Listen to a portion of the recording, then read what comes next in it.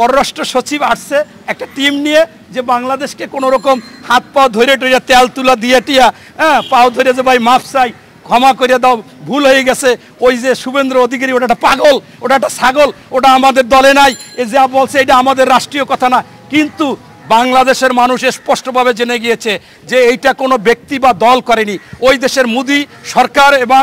এখানে যারা মমতা তারা স্পষ্টভাবে বলেছিল যে বাংলাদেশে হিন্দু নির্যাতন হচ্ছে আসলে বাংলাদেশে কোনো হিন্দু নির্যাতন হচ্ছে না এইটা শেখ হাসিনাকে প্রবেশ করাবার জন্য এই দেশে খুনি হাসিনা ওই গণহত্যাকারী হাসিনাকে আনার জন্য তাদের সুবিধার জন্য তারা রাষ্ট্রীয়ভাবে বলেছে এমনকি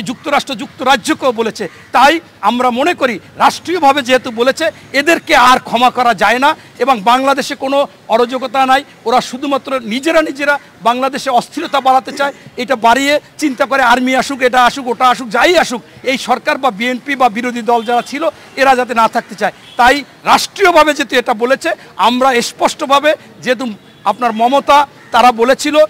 যে জাতিসংঘ থেকে শান্তি মিশন থেকে শান্তি বাহিনী বাংলাদেশে দিতে হবে আমি আপনাদের মাধ্যমে বলতে চাই ওই দেশে হিন্দুরা তারা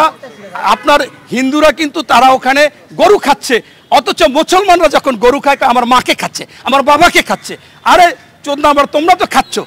তোমরা যে খাচ্ছ তোমাদের কোনো দোষ নাই এখন খাইয়া তোমরা মদ খাচ্ছ গরু খাচ্ছ পাগলামি করতেছো এটা সেটা বলতেছো আর আমার মুসলমানরা হালাল গরু কোরবানির সময় জবাই দেয় অন্য সময় তাদেরকে যে শুই না তুমি মসজিদ থেকে ধরে এনে নির্যাতন করো তুমি হত্যা করো তুমি মারো তুমি বলো এই দেশে থাকতে পারবো না তাদের লুটপাট করো মেয়েদেরকে ধর্ষণ করো মুসলমানদেরকে ধর্ষণ করো মুসলমান 22 থেকে 26% মুসলমান তাদেরকে সরকারিভাবে তুমি 1% মুসলমানকে চাকরি দাও না অথচ আমার দেশে মাত্র 6% হিন্দু সেখানে আমরা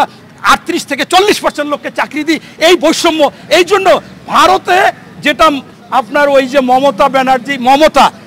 বন্দ্যোপাধ্যায় নাকি উনি যেটা বলতে চাইছিল উনি বলতে চাইছিল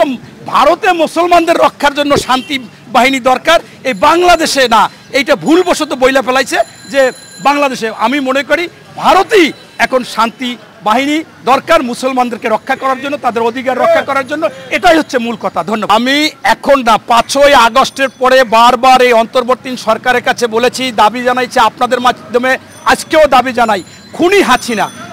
গণহত্যাকারী হাসিনা অর্থ পাচারকারী হাসিনা যিনি আইনকে তার পেডিকোটে বানিয়েছিলেন এই কোট সেই কোট শেখ হাসিনার পেডিকোট সামাজিক মাধ্যমে বলেছে এই দেশে অর্থ পাচার করেছে এই দেশে দুর্নীতি করেছে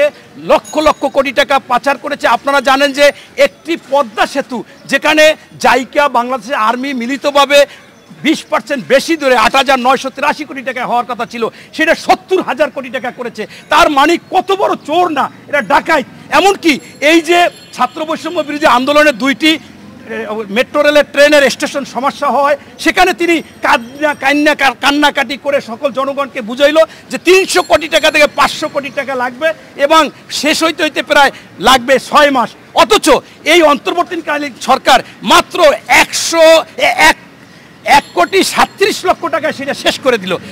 অতএব এরা যে চোর এরা যে ডাকাত তাই আমি মনে করি আজকে বাংলাদেশে উস্কানিমূলক এবং বাংলাদেশে অরাজকতা সৃষ্টি করা এবং বাংলাদেশে অস্থিরতা করার জন্য বাংলাদেশের ক্ষতি করার জন্য এই বাংলাদেশে যে কোনোভাবে আবার ঢোকার জন্য তিনি বিভিন্ন রকম বিভ্রান্তমূলক বক্তব্য দেন এই বক্তব্য বাংলাদেশের সরকার বর্তমানে যারা আছে তারা কোনোভাবে বাংলাদেশে কোনো টিভি চ্যানেল কোনো সামাজিক মাধ্যমে ফেসবুকে কোথাও চলতে পারবে না ইতিমধ্যে আপনারা দেখেছেন গতকালকে আমাদের প্রধান উপদেষ্টা তিনি এই ফেসবুক কর্তৃপক্ষকে যেন আসলো আমি নামটা বলতে পারতেছি না যা উনি আসার পরে ওনার সাথে কর্তৃপক্ষের সাথে আলোচনা করেছে যে ফেসবুকে শেখ হাসিনা বা আওয়ামী লীগের বা এইরকম বিভ্রান্তমূলক এই উস্কানিমূলক সকল বক্তব্য প্রত্যাহার করতে হবে এবং এখানে দেওয়া যাবে না ইতিমধ্যে আপনারা জানেন আন্তর্জাতিক আদালতও সেটা সিদ্ধান্ত হয়েছে তার এই ধরনের বক্তব্য বাংলাদেশ প্রচার করবে না এটা চলমান থাকা উচিত এবং আরও এটা কঠিনভাবে থাকা উচিত ধন্যবাদ